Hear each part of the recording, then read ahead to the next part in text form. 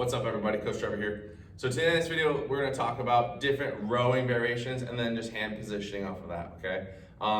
So there's a few variations, right? There's the neutral grip right here, where I like to have the hand and my thumb, well pretty much on all rows, or a good majority of the rows, the thumb should follow the angle of the humerus, right? Or even the angle which the elbow is hitting it. So if my thumb's angled like this, like a 30-degree angle, a good neutral position row, I want that hand to follow that, right? Neutral's actually here, right, where it's 100% straight up like this, but I feel like it's more natural, more of a neutral position where this hand is following the humerus, and especially on presses too, right? So if we're doing dumbbell presses, dumbbell rows, whatever, kettlebell presses, kettlebell rows, that type of stuff, when you're more of a neutral position, follow that angle, okay? So that's gonna be the neutral row, all right? Supinated, I don't have the mobility for it 100%, but ideally, you want that dude to be 100% right here, right? My shoulders are tight, so I don't got it.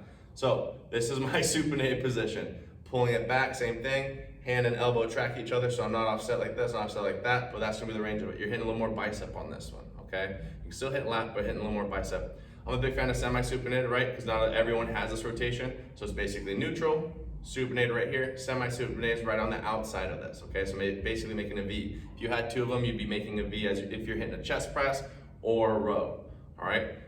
Next row variation. This one, and also in fact, keep this in mind, supinated if they have shoulder issues or bicep issues, like bicep tendon issues, sometimes it's not the best variation. So literally do neutral grip, tomato on row variations, right? Doesn't really matter too much, especially when it comes to just like, okay, feeling good, moving well.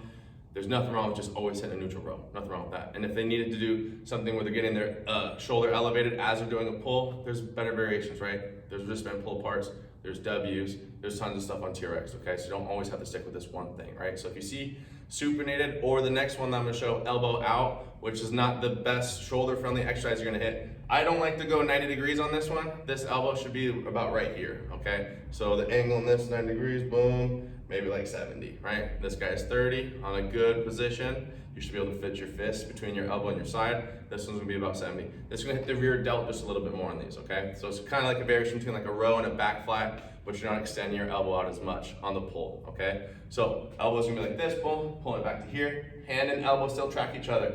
Another thing is on this elbow out, people always have the tendency to activate the upper trap, because we already have a hard enough time teaching people to make sure they're not shrugging on their pulls, not pulling straight up like this. So the hand and elbow tracking each other, so it's like a straight line. We always have issues with this on the pull, even a regular one. So if they're having issues, put them on a neutral position, put them on a regular row, don't even do elbows out, and then stick with this, okay? But if they can control it, keep the shoulder down, they have a good reach.